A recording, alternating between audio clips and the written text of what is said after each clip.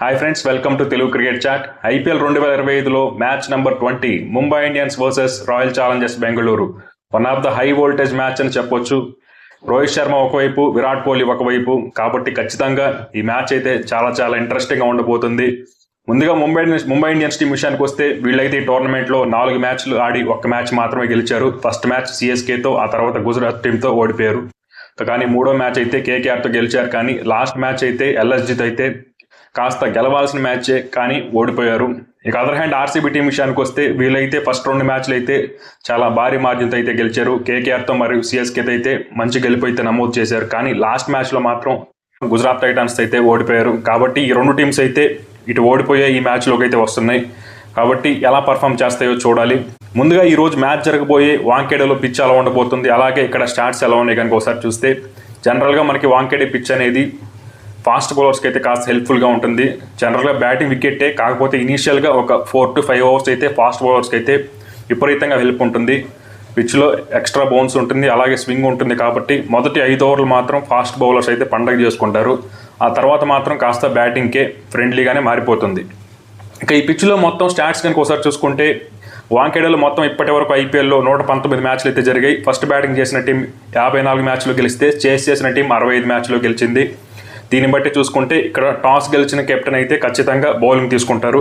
ఇక్కడ చేస్ చేయడం చాలా మంచిది. డ్యూ ఫ్యాక్టర్ కూడా ఖచ్చితంగా ప్లేలోకి వచ్చే అవకాశం ఉంది. కాబట్టి టాస్ గెలిచిన కెప్టెన్ ఎవరైనా చేసింగ్కే వెళ్తారు.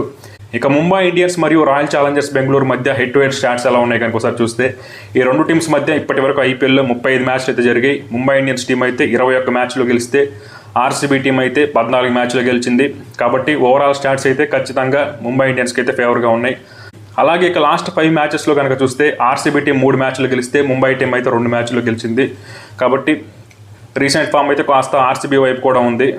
అలా కాకుండా వాంఖేడేలో ముంబై మరియు ఆర్సీబీ మధ్య స్టాట్స్ చూసుకుంటే ముంబై ఇండియన్స్కి అయితే చాలా మంచి రికార్డు ఉంది ఆర్సీబీ మీద వాంఖేడే స్టేడియంలో. ఈ 2 టీమ్స్ మధ్య మొత్తం 12 మ్యాచ్లు జరిగాయి. అందులో 9 మ్యాచ్ల్లో ముంబై ఇండియన్స్ టీం గెలిస్తే 3 మ్యాచ్లో మాత్రమే ఆర్సీబీ గెలిచింది. కాబట్టి వాంఖేడేలో అయితే ముంబై ఇండియన్స్కి చాలా మంచి రికార్డు ఉంది ఆర్సీబీపై. మరి చూడాలి ఎలా పర్ఫామ్ చేస్తాయో ఈ 2 టీమ్స్. ఇక ఈరోజు మ్యాచ్లో ఈ 2 టీమ్స్ యొక్క ప్లేయింగ్ లెవెన్స్ ఎలా ఉండబోతున్నాయి, ఏమైనా మార్పులు ఉంటాయా చూద్దాం. ముందుగా ఆర్సీబీ టీం విషయానికి వస్తే వీళ్ళ టీం అయితే లాస్ట్ మ్యాచ్లో బాగానే పర్ఫామ్ చేశారు. కానీ బ్యాటర్స్ అయితే కాస్త ఫెయిల్ అయ్యారని చెప్పాలి. ఎందుకంటే బ్యాట్స్మెన్స్ అయితే కాస్త ఇనీషియల్గా ఓవర్ అగ్రెసివ్గా వెళ్ళారని చెప్పొచ్చు. ముఖ్యంగా మనకి దేవదత్ పడిక్కల్ మరియు ఫిల్ సాల్ట్ ఆడిన షాట్లు కనుక చూసుకుంటే ఇట్స్ హారిబుల్ అని చెప్పొచ్చు. అవసరం లేదు అలాంటి షాట్స్. ఎంత T20 క్రికెట్ అయినా ఎంత అగ్రెసివ్గా ఆడాలన్నా మరి స్టంప్స్ వదిలేసి కంప్లీట్గా ఎక్స్పోజ్ చేసి షాట్స్కి వెళ్ళాల్సిన అవసరం లేదు. కాబట్టి లాస్ట్ మ్యాచ్లో ఆర్సీబీ టీం ఓడిపోయిందంటే ఖచ్చితంగా ఆర్సీబీ బ్యాటర్సే కారణం. వాళ్ళు ఆడిన కొన్ని ర్యాష్ షాట్స్ వల్లే ఆర్సీబీ అయితే మ్యాచ్ ఓడిపోయిందని చెప్తాను. ఓవరాల్గా చూసుకుంటే ఆర్సీబీ టీం చాలా బాగుంది, మంచి బ్యాటింగ్ డెప్త్ ఉంది.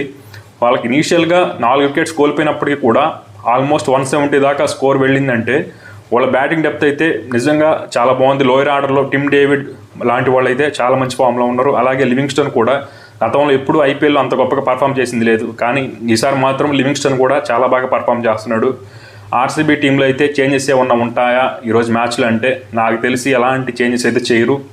వాళ్ళకి ఇంపాక్ట్ ప్లేయర్గా కూడా రసిక్ దార్నే కంటిన్యూ చేస్తారు, శ్రేయస్ శర్మని కాదు. ఎందుకంటే వాంఖేడే పిచ్లో ఫాస్ట్ బౌలర్స్కి హెల్ప్ ఉంటుంది. మనకి ఆర్సీబీ టీంలో జాష్ హేజల్వుడ్, భువనేశ్వర్ కుమార్ మరియు యష్ దయాల్ 3 ఫాస్ట్ బౌలర్స్ ఉన్నారు. వీళ్ళతో స్పిన్నర్స్ ఎవరు ఉన్నారు, లియామ్ లివింగ్స్టన్ మరియు కృణాల్ పాండ్యా. వాళ్ళిద్దరు సరిపోతారు. ఇంకొక థర్డ్ స్పిన్నర్ అవసరం లేదు. మనకి 4th ఆప్షన్గా మనకి ఇంకొక 4th సీమర్ ఉంటే బాగుంటుంది. కాబట్టి రసిక్ దార్ని అయితే టీంలోకి తీసుకొస్తారు. ఇక వీళ్ళ లైక్లీ ప్లేయింగ్ లెవెన్ విషయానికి వస్తే విరాట్ కోహ్లీ మరియు ఫిల్ సాల్ట్ అయితే ఓపెన్ చేస్తారు. నెంబర్ 3లో దేవదత్ పడిక్కల్, నెంబర్ 4లో రజత్ పతిదార్, నెంబర్ 5లో లియామ్ లివింగ్స్టన్, నెంబర్ 6లో జితేష్ శర్మ, నెంబర్ 7లో టిమ్ డేవిడ్, నెంబర్ 8లో కృణాల్ పాండ్యా, నెంబర్ 9లో భువనేశ్వర్ కుమార్, నెంబర్ 10లో జాష్ హేజల్వుడ్, నెంబర్ 11లో యష్ దయాల్ టీంలోకి వస్తారు. ఇంపాక్ట్ ప్లేయర్గా రసిక్ దార్నే తీసుకొస్తారని నేను అనుకుంటున్నాను. అలా కాకుండా స్పిన్నర్తో ఏమైనా వెళ్ళాలనుకుంటే శ్రేయస్ శర్మ అయితే వచ్చే అవకాశం ఉంది. ఇక other hand Mumbai Indians team యొక్క ప్లేయింగ్ లెవెన్ విషయానికి వస్తే వీళ్ళు ఏమైనా చేంజెస్ చేస్తారంటే ఖచ్చితంగా వీళ్ళైతే చేంజెస్ చేస్తారు.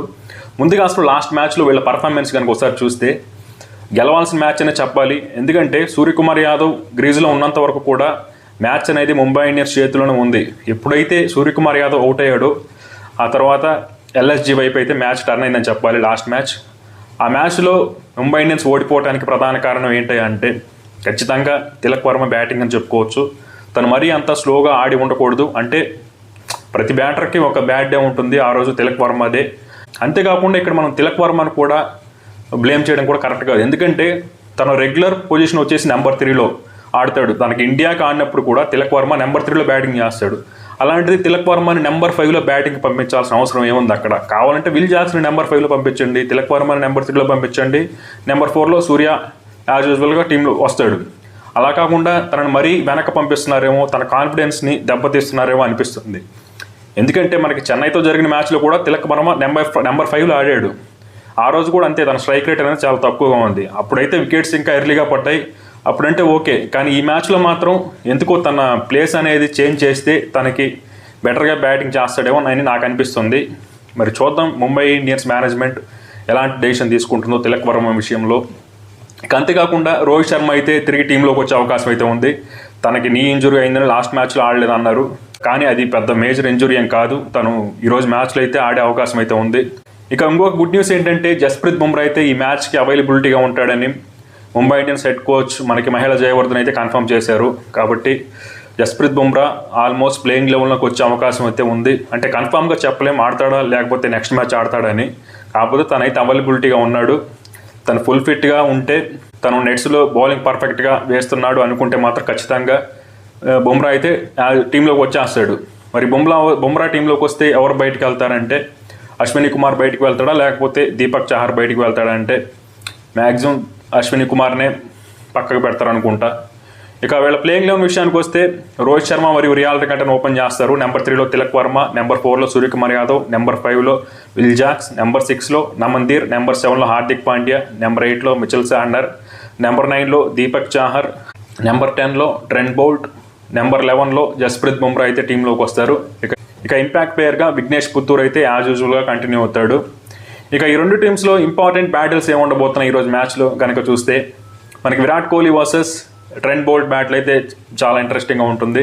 అలాగే విరాట్ కోహ్లీ వర్సెస్ జస్ప్రీత్ బుమ్రా ఈ బ్యాటిల్ కూడా బాగుంటుంది.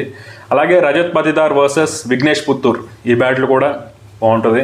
అలాగే రోహిత్ శర్మ వర్సెస్ భువనేశ్వర్ కుమార్, అలాగే హార్దిక్ పాండ్యా వర్సెస్ కృణాల్ పాండ్యా అన్నదమ్ముల మధ్య బ్యాటిల్ ఎలా ఉంటుందో చూడాలి. అలాగే సూర్యకుమార్ యాదవ్ వర్సెస్ యష్ దయాల్ ఈ బ్యాటిల్ కూడా ఇంట్రెస్టింగ్గా ఉంటుంది. ఇక ఈ రెండు టీమ్స్ని సైడ్ బై సైడ్ కంపేర్ చేస్తే ఏ టీంకి గెలిచే అవకాశం ఎక్కువ ఉందంటే మాత్రం ముందుగా ఆర్సీబీ టీంలో బ్యాటింగ్ అయితే చాలా చాలా బాగుంది. లాస్ట్ మ్యాచ్లో ఫెయిల్ అయినప్పటికీ కూడా అంటే వాళ్ళు కాస్త అనవసరంగా ఓవర్ అగ్రెసివ్ షాట్స్కి వెళ్ళి అవుట్ అయ్యారు తప్ప వాళ్ళ బ్యాటింగ్ అయితే బాగానే ఉంది. ఈ మ్యాచ్లో ఆ తప్పులు కాస్త సరి చేసుకుంటారని అనుకుంటున్నాను ఆర్సీబీ బ్యాట్స్మెన్స్. ఇక ఆర్సీబీ బౌలింగ్ కూడా బాగానే ఉంది. వాళ్ళకి జాష్ హేజల్వుడ్ మరియు భువనేశ్వర్ కుమార్ చాలా మంచి ఫామ్లో ఉన్నారు. అలాగే యష్ దయాల్ కూడా పర్లేదు, బాగానే బౌలింగ్ వేస్తున్నాడు. స్పిన్నర్స్ విషయానికి వస్తే కృణాల్ పాండ్యాకి ఎక్స్పీరియన్స్ ఉంది, at the same time Livingstone కూడా పర్లేదు. కాబట్టి ఆర్సీబీ టీం అయితే బ్యాలెన్స్డ్గానే ఉంది. ఇక ముంబై ఇండియన్స్ టీం విషయానికి వస్తే ముందుగా ముంబై టీం బ్యాటింగ్లో కనుక చూస్తే కొంతమంది ప్లేయర్స్ అయితే ఫామ్లో లేరు. ముందుగా రోహిత్ శర్మ అయితే తన ఫామ్లో అయితే కనిపించట్లేదు సరిగ్గా. అలాగే తిలక్ వర్మ స్ట్రైక్ రేట్ అయితే కాస్త తక్కువ ఉంది. తను ఇప్పటివరకు ఆడిన మ్యాచ్ల్లో ఈ టోర్నమెంట్లో తనైతే అంత ఫ్లూయెంట్గా అయితే రన్స్ స్కోర్ చేయట్లేదు. అట్ ద సేమ్ టైం మనకి మిచెల్ శాంట్నర్ లాంటి వాళ్ళు అంత ఎఫెక్టివ్గా కనిపించట్లేదు. అలాగే మనకి విల్ జాక్స్ కూడా ఫెయిల్ అవుతున్నాడు, పెద్ద స్కోర్స్ అయితే చేయట్లేదు, 10-15 అలా చేస్తున్నాడు. రెకెల్టన్ ఒక మ్యాచ్ బాగా ఆడాడు. కాబట్టి ముంబై బ్యాటింగ్లో అయితే కొన్ని ప్రాబ్లమ్స్ అయితే ఉన్నాయి. వాళ్ళ బ్యాటింగ్ డెప్త్ ఉంది కానీ ఎందుకు ముంబై బ్యాటింగ్లో అయితే కన్సిస్టెంట్గా పర్ఫామ్ చేయట్లేదు అందరు బ్యాట్స్మెన్స్. కాబట్టి compare to RCB batting Mumbai batting అయితే కాస్త వీక్గా ఉంది అనిపిస్తుంది. ఇక ముంబై బౌలింగ్ విషయానికి వస్తే ముంబై బౌలింగ్ అయితే పర్లేదు, బాగానే ఉందని చెప్పాలి. కాకపోతే ట్రెంట్ బౌల్ట్ అయితే అంత ఎఫెక్టివ్గా కనిపించలేదు. అలాగే మనకి మిచెల్ శాంట్నర్ కూడా అంత గొప్ప ఫామ్లో అయితే లేడు. కాకపోతే దీపక్ చాహర్ మరియు విఘ్నేష్ పుత్తూర్ లాంటి వాళ్ళు అయితే మంచి బౌలింగ్ చేస్తున్నారు. ట్రెంట్ బౌల్ట్ కూడా ముంబైలో బౌలింగ్ చేసినప్పుడు అయితే బాగానే బౌలింగ్ చేశాడు. కాబట్టి దీపక్ చాహర్ కూడా మంచి బౌలింగే వేసాడు ముంబైలో ఆడినప్పుడు. కాబట్టి ముంబై బౌలింగ్ అయితే చాలా చాలా స్ట్రాంగ్గా ఉంది. వీళ్ళకి తోడు కనుక జస్ప్రీత్ బుమ్రా కానీ టీంలోకి వస్తే ఇంకా అసలు ముంబై బౌలింగ్ అయితే చాలా బాగుంటుంది. కాబట్టి బౌలింగ్లో మాత్రం ఆర్సీబీ టీంతో కంపేర్ చేస్తే ముంబై టీం కూడా కాస్త బెటర్గా ఉందనిపిస్తుంది. అంటే స్లైట్గా ఆర్సీబీ కంటే ముంబై బౌలింగ్ అయితే కాస్త బెటర్గా ఉందనిపిస్తుంది. కాబట్టి ఇక రెండు టీమ్స్లో ఏ టీం గెలిచే అవకాశం ఎక్కువ ఉందంటే మాత్రం మనకి compare to Mumbai Indians team RCB team అయితే మంచి ఫామ్లో ఉంది. వాళ్ళ బ్యాటింగ్ అయితే చాలా బాగుంది. ఆర్సీబీ టీంకి అయితే స్లైట్ ఎడ్జ్ అయితే ఉందని నేను అనుకుంటున్నాను. అంతేకాకుండా టాస్ కూడా ఇంపార్టెంట్ రోల్ ప్లే చేసే అవకాశం ఉంది ఈ మ్యాచ్లో. టాస్ గెలిచి చేజింగ్ చేసిన టీంకి అయితే ఖచ్చితంగా అడ్వాంటేజ్ అయితే ఉంటుంది. అలా కాకుండా టాస్ గెలిచి ఫస్ట్ బ్యాటింగ్ చేయాల్సి వస్తే మాత్రం ఒక 220+ టార్గెట్ కనుక బోర్డు మీద పెట్టగలిగితే సెకండ్ బ్యాటింగ్ చేయడం చాలా కష్టం అయిపోతుంది. ఈ మ్యాచ్ అయితే మాత్రం చాలా ఇంట్రెస్టింగ్గా ఉంటుంది. మరి చూద్దాం ఏం జరుగుతుందో. మీరైతే కామెంట్ సెక్షన్లో కామెంట్ చేయండి ఏ టీం గెలుస్తుందో.